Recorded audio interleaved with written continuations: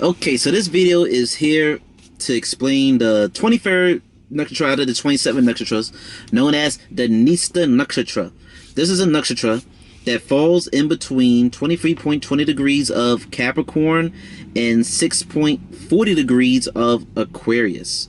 So, the deities that rule this nakshatra are the 8 Vasus. The planet that rules and controls this nakshatra is Mars, and the symbolism for this nakshatra is a flute, and it is a drum. But the flute is more so, in particularly, a bansuri flute. And the drum, its name, the exact drum escapes me, but it is a drum that Shiva primarily uses, that he beats with his hands, that he uses his hands to make music and sound with. And the sexual animal that's associated with this nakshatra is a female lion. And the Shakti, the energy, the ability of this nakshatra is the power to give fame and abundance. So, I have a lot of information to say about this nakshatra, because this is probably going to be a very confusing nakshatra for some people to understand when they start reading and learning about nakshatras. So, who exactly are the 8 Vasus? The 8 Vasus are elemental beings. They're elemental deities, essentially. You know, they represent, and when you really think about that, that's very deep. Because think about it. All of our existence is comprised of primarily these 5 elements. And these 5 elements are, you know, within this nakshatra, plus some other stuff. But the primary 5 elements that is used in reality, in the creation, is earth, fire, water, wind, and, well, you could say air. And then the 5th one would be space. Make sure I got them right. Earth, water, fire,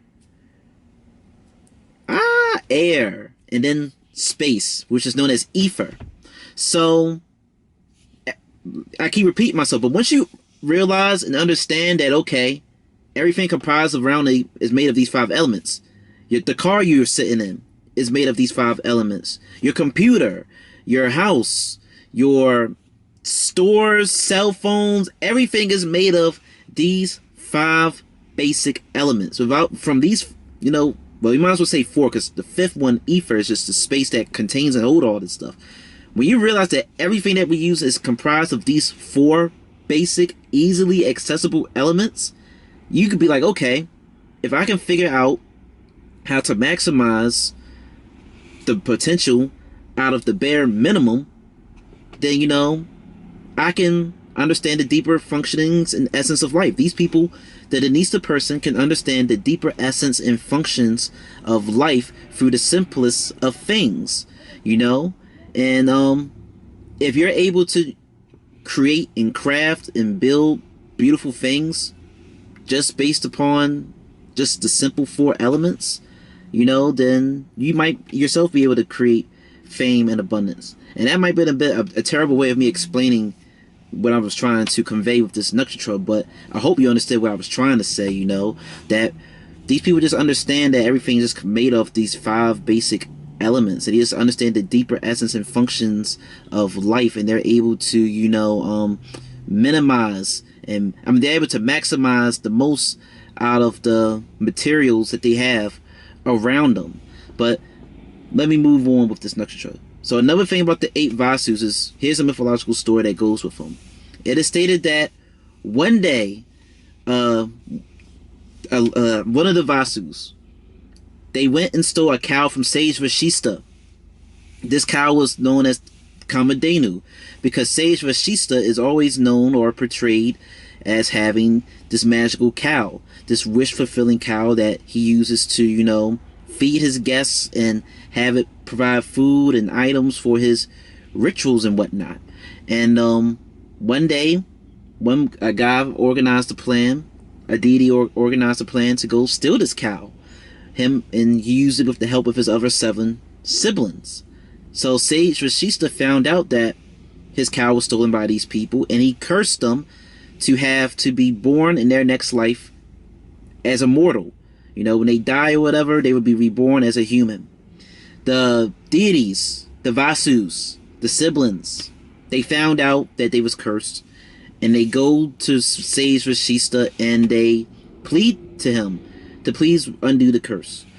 But instead, what he does is that he instead makes it so that they won't be a human for long. That in their next incarnation, in their next life, they don't be, a human for a long period of time. They have a short lifespan. Except for the leader, except for the one who organized the plan to steal the cow in the first place. Vashista didn't modify his curse. He made it so that he would live a long life as a mortal, while his rest of his siblings, they wouldn't be a human for long.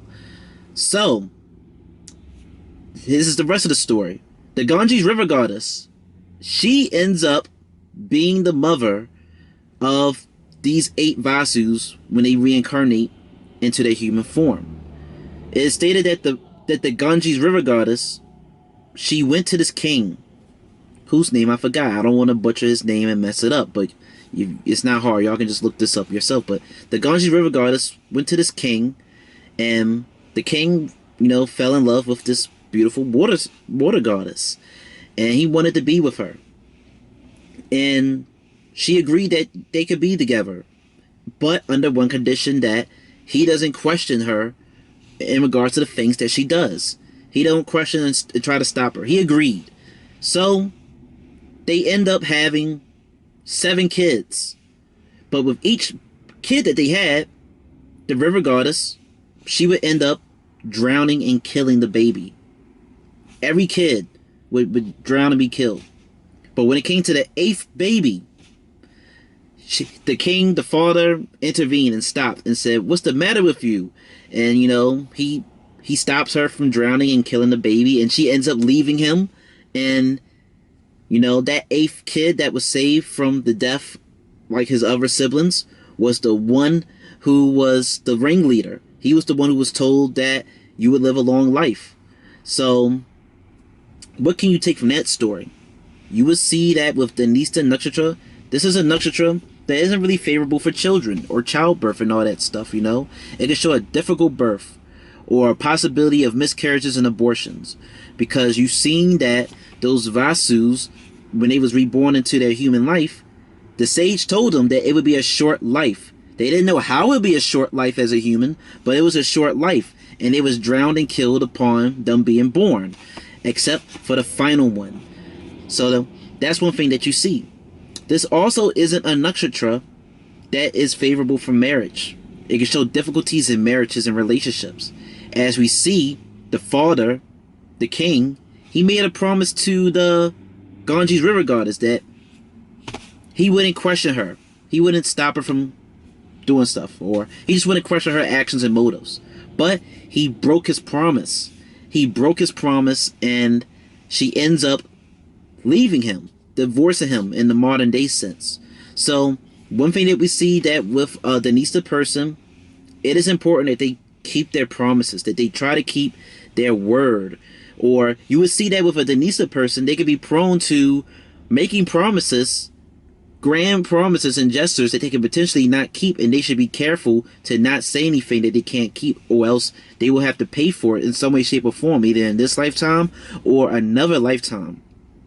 But there's other, parts to this story that further details why this is a difficult nakshatra when it comes to relationships. But moving on, this boy who was spared from the terrible death of his siblings, long story short, probably still gonna be a long story, he grows up and all that good stuff, and his father, the king, he falls in love with a woman, and he wants to be with this woman, but he had to get the blessings of the girl's father. And the father was like, "Yes, you can be with my daughter, king, under one condition. I want the kids that y'all bear to, sit on the throne versus your kid, which is the one that was spared from being drowned." Because, I don't know, the father-in-law just wanted his grandkids and have that wealth and fame and abundance to be within his family or whatever. He didn't want the son that was spared from being drowned to sit on that throne or whatever. So the father felt conflicted.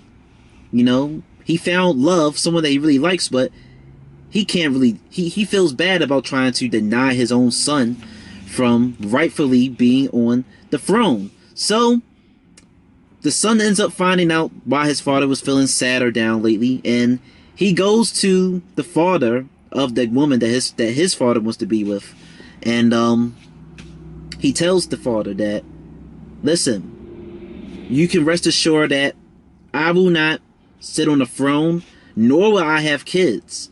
So, you know, please let my father marry your daughter and all that good stuff. And this guy, he made this oath. The son made this oath that he would be celibate. He wouldn't be married. He wouldn't have no kids, and he wouldn't sit on the throne. So you won't have to worry about him taking, you know, leadership and having control of the kingdom and stuff. And it's stated that when this happened, his name changed to Bhishma.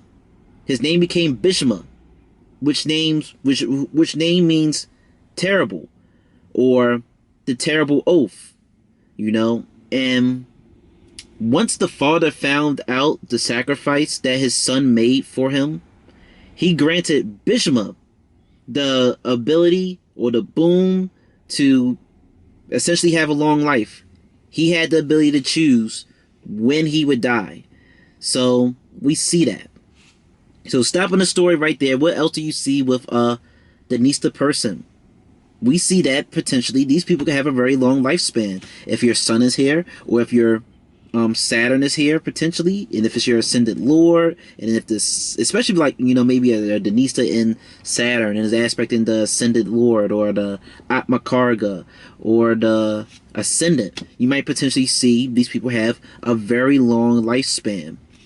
And another thing, you know, you see that he made a big promise. He made a big oath. So that further, you know, signifies that these people might make promises that they might not keep, or they might just make promises in general, strong promises. And he vowed to not get married. He vowed to not sit on the throne and not be married and not have kids, which further signifies why this is not a favorable nakshatra for marriage or children. Now, you can get married and get in a relationship and have kids, but it might be difficult. The path might be real difficult and harder than most people, potentially. So what else happens with this nakshatra? Essentially, the rest of Bhishma's life, he grows up and becomes a great warrior, because he don't got nothing else to do. But yeah, he becomes a great warrior, a great archer, skilled with the axe or whatever, and becomes a prime essential figure, a prime essential character in this epic known as the Mahabharata, which details this great big war. He becomes a prominent figure, and eventually he is taken down, and just like his wish granted him, he was able to choose and decide when he would die. Even when he was, you know, pierced with a bunch of arrows through his body, he got to choose his moment of when he would die. And that's essentially the life of Bhishma. So those traits of him you would see in this nakshatra. Like I said, he was a great warrior. So because he was a great warrior, you would see that people with this nakshatra, they can have a love for fighting and boxing, and a love for weaponry, skills with weaponry, skills with fighting, or just want to learn about these type of things and become real skilled and adapt in it. So the rest of the knowledge that I'm about to share about this nakshatra will come from all of the many numerous symbolisms that you could take from this nakshatra. And now I gotta look at my notes to, you know, get this. So I told you that the sexual animal associated with this is a female lion. What do we know about female lions? They are hunters. They tend to maybe hunt in packs. They hunt in groups to get their prey and whatnot. So we see that with a Dhanista person, they could maybe be open and desire to work with people to achieve a goal, to work with people to seize a prize, and they will be willing to work with those people and share the they could be willing to work together with someone to achieve a goal and share the fruits, and, you know, the fruits of the labor, just like a pack of female lions might go for a kill. That lion who made the final kill, they just don't walk away and just eat that food for themselves. They end up sharing the food with their group, with their husband, with their cubs. So these people in Dhanista are not selfish. They're selfless, as it was displayed with Bhishma when he decided to not have kids and not be married in order to satisfy and please his father. A Dhanista person can be very selfless. And what else can you see with this nakshatra? The symbolism is a flute and a drum, as I have told you. Now, the flute is in particularly considered to be a bansuri flute. A bansuri flute is stated to be like a bamboo flute. In the bamboo flute is greatly associated with the 8th major incarnation of Vishnu, known as Krishna. And ironically, the bird that is associated with this nakshatra is a peacock. And Krishna is depicted as always having a peacock feather in his hair.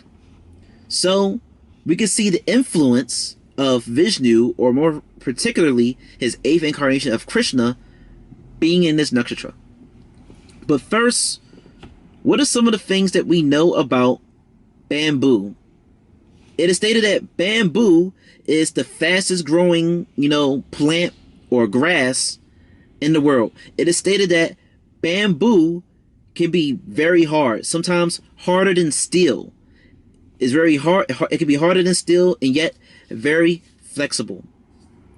Bamboo can survive very harsh weather conditions, whether it be real cold or real hot.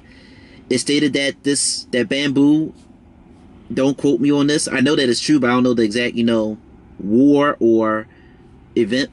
But bamboo is able to survive like some nuclear explosion, some atomic bomb, like within some area, some vicinity, and the bamboo still regrew within that area. It's stated that, if you're experiencing an earthquake, that it would be good to run into like a bamboo forest, because apparently the roots of a bamboo, they dig deep and squeeze tightly into the root and the foundation of the earth, that you don't gotta worry about nothing falling and crushing you and all that stuff. Bamboo is very flexible and very sturdy, and there is some cases where there are some homes made out of bamboo to defend yourself and fortress yourself from earthquakes. And you see a theme of vibrations with bamboo and this nakshatra, but I'm about to get deeper into that, because think about the flute and think about snakes. Krishna plays a flute, is always portrayed playing a flute, and he is detailed to have taken down a naga, who are these humanoid serpent-like people. He took down and defeated a naga who was in this lake and was terrorizing and harassing people. It stated that he essentially danced and crushed and stomped on the head gracefully of this snake and defeated the snake. And when you think about it, snakes are stated, there's snake charmers. There's people who play a flute or a musical instrument and they move rhythmically and they sort of enchant the snake, and the snake moves and flows with them. Why is that? Well, snakes don't have ears, so snakes can't hear you. They don't necessarily hear like we do. Snakes, they instead can feel and detect vibrations. And I'm sure there's a way much more detailed and scientific explanation for why they can also just move and just do the things that they do. But essentially, snakes, they are mesmerized by the movement of the person playing the flute, and they are mesmerized and moving with the vibrations that they are feeling being emitted from the sounds being played by the flute. So you can see that a Dhanista person, they can just have this ability to feel and connect with vibrations, divine spiritual vibrations. Because you see, the previous nakshatra was Shravana nakshatra, and Shravana symbolism was the ear, and Shravana is like associated in dealing with sitting and waiting and being patient, and just being patient and silent and calculated, and just waiting for this divine message, waiting for the right time to strike, waiting or trying to connect with the higher power, trying to connect with this message. But Dhanista, the symbolism is the flute and the drum. So therefore, Shravana is waiting for the message, but Dhanista is the messenger. Dhanista has direct access to the divine knowledge, to the divine guidance that Shravana is essentially waiting for. So you see that, like I said, Dhanista person, they just have this affinity with like detecting and feeling things and just vibrations and connecting with a higher being potentially with Dhanista. And the peacock. It's stated that male. What do we know about peacock, or in just music in general? So, like I said, the symbolism was the flute and the drum. Music can gather and bring people together. So, one thing we see with Dhanista is that Dhanista people, for one, they have an affinity with music, and they could love to dance. But we can also see with a Dhanista person that they just have this ability to just enchant people, like they did, like a snake charmer can do with their flute. These people can maybe enchant and maybe win over their enemies. These people, they could be great at bringing people together. And a peacock, it's very beautiful. It's very flamboyant. They got these feathers and stuff, and the feathers is real head turners. So a Dhanista person can also be very attractive. And yeah, a Dhanista person can be very attractive, very alluring. And because the bird associated with this nakshatra is a peacock, you can see a theme of maybe having multiple caretakers. You can see a theme of maybe adoptions and being an orphan. Why? Because Krishna was not raised by his real, biological mother and parents and stuff. He wasn't raised by his biological mother. And Bhishma, his mother, the Ganges River goddess, wasn't primarily involved in his life. After the father broke the promise and she left him, she wasn't really primarily in his life. So you might see a theme of an absent mother, or just multiple caretakers and being an orphan, potentially, with this nakshatra of Dhanista. And I'm sorry, I'm looking at my notes. Just want to make sure I am not missing anything. So, what are some other things that we just know about Krishna? Krishna on the battlefield of the Mahabharata war, he was the charioteer, the charioteer of Arjuna. And it was on the battlefield that he explained the Bhagavad Gita, which is the spiritual wisdom and knowledge that he gave to Arjuna on the battlefield, because Arjuna was feeling conflicted. And another thing about the symbolism of the flute and the drum is that they are hollow wind instruments. And what is the motivation of this nakshatra? The motivation of Dhanista is Dharma. Dharma is this essentially means this righteous and noble, divine or higher way of living. It just represents, a way of living that doesn't contradict with your nature. It represents who you are, moving and living in a sattvic, a benevolent, or a noble, or spiritual, and just a rightful way, So the motivation of this nakshatra is Dharma, but the symbolism, which is the flute and the drum, they're hollow wind instruments. So what does that teach us about this nakshatra? It teaches us that a Dhanista person, they can feel empty on the inside. And they could do things to try to fulfill and fill that emptiness that they feel. So back to Krishna, before I, make my point. In the Bhagavad Gita, he reveals his Vajra Rupa form, which means his universal form, his godly divine form. He shows this to Arjuna. He shows that, Krishna is essentially all the gods within the world, within the universe, that everything exists within him, that he is everything and everyone is him, and he is everywhere. That his real form is Vishnu, who is the all-pervasive one, the all-knowing one, the omnipresent one.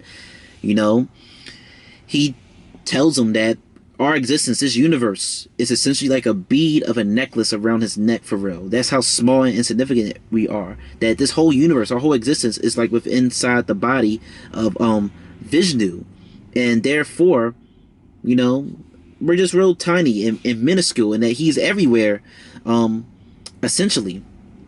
And think about it. What did I tell you about this nakshatra? The deities that rule us is the 8 Vasus, these elemental beings and gods. And that everything in this universe is within its existence is created out of these 5 basic elements that I have told you. And you see the influence of Krishna and Vishnu within this nakshatra because of the symbolism of the peacock, of the bird, the peacock, and of the symbolism of the flute, the Bansuri flute. So, with that being said, you see that these people have the natural great ability and maybe desire to conquer and gain a lot of material wealth and possessions, or they have the ability to, or they just have the natural ability to obtain a lot of material wealth or material abundance and material possession. Because if our existence, if our universe, if our world is within the body of a deity known as Vishnu, then naturally he has access to all of the wealth and abundance that is within his body. And since this nakshatra is associated with all the elements of the universe, and you see the influence of Vishnu, you see that these people therefore have the ability to gain a bunch of material wealth and possessions if they put their mind to it. If they become real conscious and aware of how to maximize the things and the materials and substances around them, they can maybe draw a lot of attention with their skills and abilities to just manifest and create and craft things. And now back to the hollowness. These people, they can feel as though that they need a purpose. Because I told you the motivation of this nakshatra is Dharma.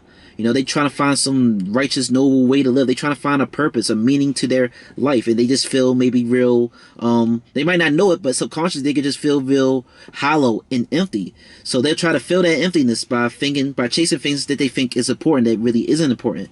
So they might chase a whole lot of material things. And they can get all this material wealth. And it doesn't fulfill them. I believe I read somewhere, but I'm not entirely sure. But I believe I read that Floyd Mayweather, he has a planet, either in his birth chart or in his Navamsha, that is in Dhanista, and he's like a real rich boxer. And he exudes the traits of Dhanista, one of the traits of Dhanista perfectly. He's great at fighting, and he's filthy rich.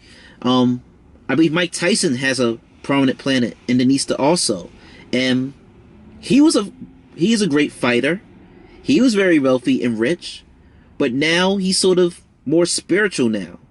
And just a little bit more conscious and aware.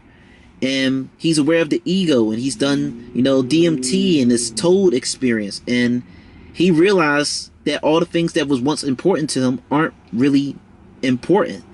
That's sort of like what can happen to a Dhanista person. They can end up being like the Floyd Mayweather. They can end up chasing all that material possession. And if they, realize it in this lifetime or another one, they might realize that, hey, all these women, all this material wealth, it didn't make me happy. So you know what? I'm going to go find a nobler and spiritual or religious better way to live. So these people, they can end up chasing a bunch of wealth. That doesn't make them happy. They can end up chasing a bunch of women in relationships. And as I told you before in this video, relationships isn't favorable for this nakshatra. So they chase a whole bunch of relationships and then they realize that probably doesn't make them happy. So then they go on some spiritual path. They take a more spiritual and nobler way. Try to find more meaning and essence and value to their life. And they just become real reflective, real spiritual, and just real deep and philosophical. And just try to find a deeper essence and understanding of their existence and of the existence of everything else. So ultimately, you'll just see that these people will do things eventually they'll do things to try to fill that hole, that hollowness. I mean, essentially be also to do the same thing, but you might see that more strongly with the Dhanista person. They might be subconscious. I mean, they might be unconscious and might not even know that this is what they're doing themselves. So that's all I got to say about that. So let's get to the drum. The drum whose name I don't, let me make sure. The name of the drum is called a Damaru drum. There we go. It's a Damaru drum. This is the drum that Shiva uses. So who is Shiva? Shiva is known as this god of destruction. Shiva is known as like the best or one of the greatest gods or deities and beings when it comes to yoga and tantric rituals and techniques. What is yoga? Yoga are disciplines that calm and still the mind and body. What does yoga mean? Yoga means union. One of the ways that you can over here in America, yoga is primarily physical stretching, bending exercises, but that's just one of many aspects. You know, yoga can be mantras, yoga can be hand symbols and signs, and yoga could just be a variety of things. What is tantra or tantric things? The word tantra, to my understanding, means to weave and wove things. So you see that tantra and yoga are very similar. Yoga means union, and tantra means to like weave and wove and bring things together also. But the lines are sort of blurred when it comes to what is like some of the differences between yoga and tantra or tantric things. Even when I look it up, they say, you know, tantra or tantric things can be a variety of things and practices to, you know, connect you to a deity, connect you to a higher power, to maybe manifest and bring things in, or to maybe align your body and connect your body with a higher being and higher, you know, consciousness and stuff. So they're very similar, closely interchangeable practices. It's a bit confusing to distinguish the differences between them, but Shiva is known to just be the best or have access to all of these different various techniques and stuff. And Shiva, in his Rudra form, is known as a hunter. Rudra rules Ardra Nakshatra in Gemini. Rudra is known to be this, you know, storm god. He's known to be a hunter. He is known to be a god of medicine. And some say that Rudra or Shiva is the best healer. And it makes sense because Shiva is known as the only one who has the ability to revive people from the dead.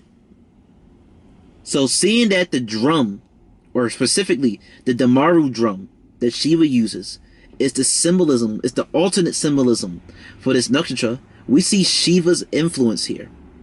And this is where you see that these people can also, you know, have a love for dancing, because that's what you do with music. You listen to music and you dance. Krishna is depicted playing his flute and dancing. Shiva is depicted dancing and playing with his drum. And you can see that a Dhanista person can become a great healer. He can become a great healer because that's what Shiva is. Shiva is a great mystic. He's a great healer. I know oftentimes it's depicted or stated that, you know, the first nakshatra, Ashwini, is like the best nakshatra for healing. But when you think about the life of the Ashwin Kumara brothers, who are the deities of the first nakshatra, they're depicted as traveling and searching and wanting to learn various healing techniques and methods. But Shiva, Rudra, he don't gotta go and search for mystical techniques to learn. He possesses all the techniques already. He don't gotta go search for it. He already has the knowledge. The Ashwin Kumars, they were searching for the knowledge and healing techniques. Shiva, he already possesses it. So therefore, you can arguably, or maybe not arguably, say that Ardra Nakshatra is one of the best nakshatras for healing. And that you could say that the Dhanista nakshatra can produce very great healers. You can see that the people with Dhanista, they can potentially develop an interest in learning techniques and practices that will end up calming and stilling their mind. These people can be like some yoga teacher or get real interested in doing rituals. They can be real skilled at medicine and healing. They could develop a love for weaponry, because I told you Bhishma was a great warrior. And Shiva, in his Rudra form, is known as like this hunter god. And even then, Shiva is depicted many times in tales as someone who bestows weapons and stuff to people who, you know, do penances and pray and worship him. Like, for example, the sixth major incarnation of Vishnu, whose name I don't want to mess up, but you can look it up. But the sixth major incarnation of Vishnu is this man who is like a sage and or a Brahmin, and he prays and asks Shiva to bless him with a weapon that will make him unbeatable, unstoppable, unkillable. And it was an axe. And sage Vishwamitra, he ends up praying to Shiva to be blessed with skills and all these weaponries and archery so that he can go and take out Sage Vashishta. This is, if you know the tale, Sage Vishwamitra was a king who ends up, becoming a great sage, through his desire of wanting vengeance and wanting to best Sage Vashishta. But that's gonna get me off topic. But you just see that there's many tales and countings of Shiva blessing people with great powerful weapons to defeat and slay their foes. So you can see that, as I stated before and keep repeating, these people can have great skills over weaponry with this nakshatra. And now I'm looking at my notes to make sure I am not missing anything.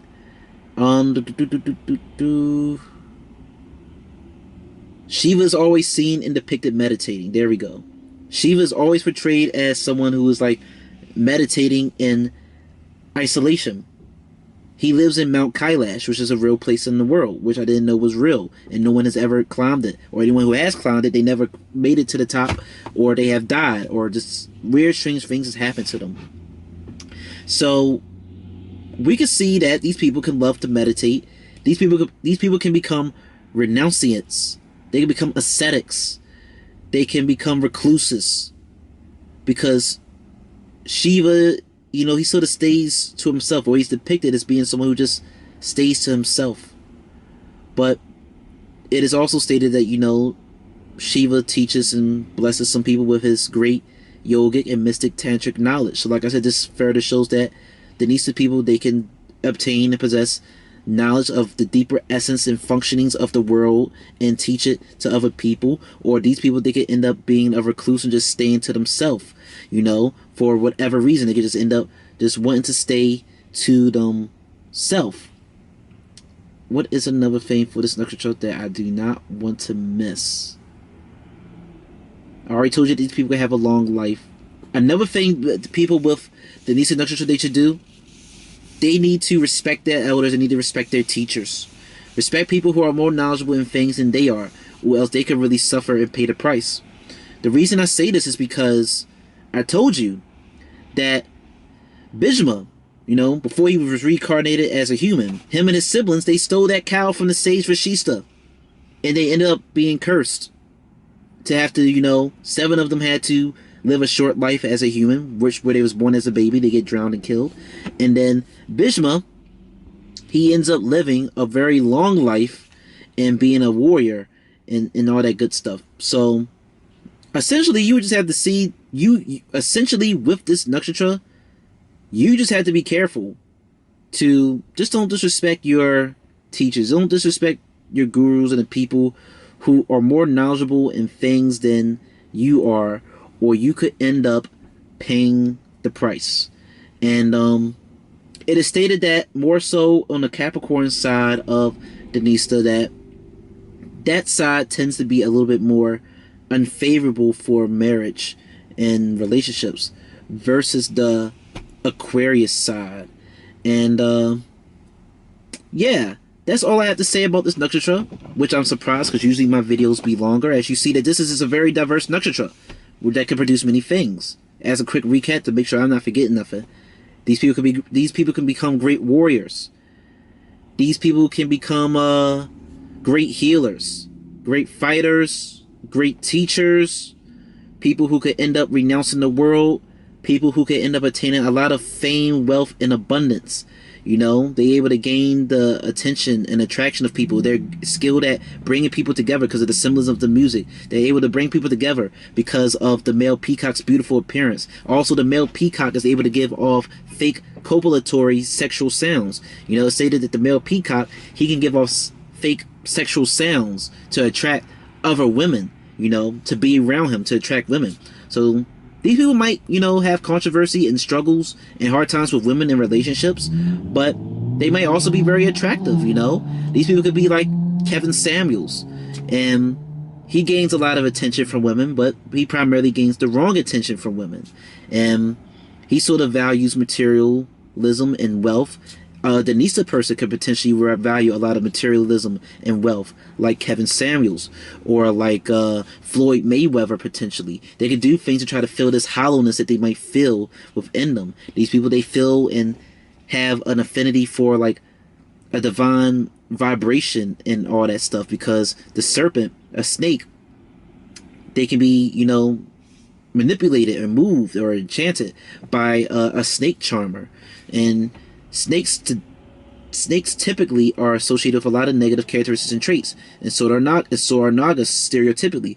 Snakes are stereotypically depicted as being very deceptive, but seen as how Krishna, who is the incarnation of Vishnu, and Vishnu is stated, you know, he lays on the great naga Sesha.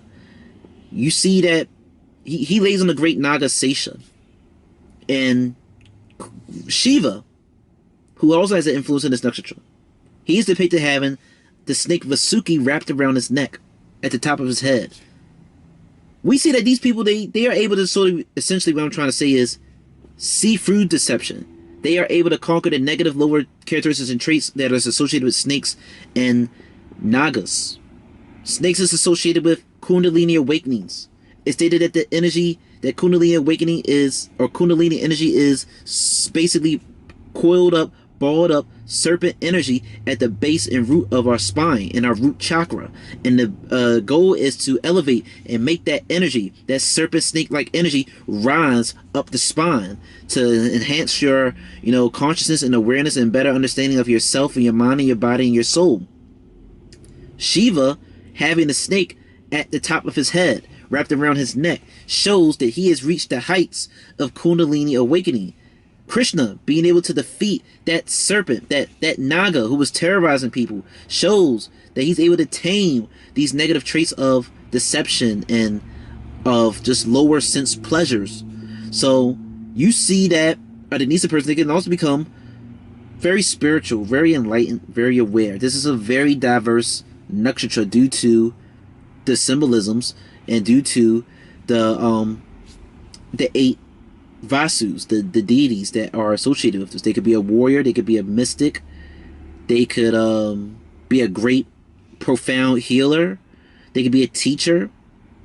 You can see all those things with the Dhanista. This nakshatra is associated with abortions and miscarriages and just disputes and problems with women and all that good stuff. And that's essentially all that I have to say. These are hunters, these are go-getters because of the female lion. But yeah, that's all I gotta say in regards to this nakshatra. I hope that it gave you great clarity and insight on what happens if you have a planet in the Dhanista nakshatra. And if you want insight on your own chart, over your own birth chart, you don't understand your birth chart, go and click the About Me section in my YouTube and hit the link to book a little consultation with me. And thank you for watching.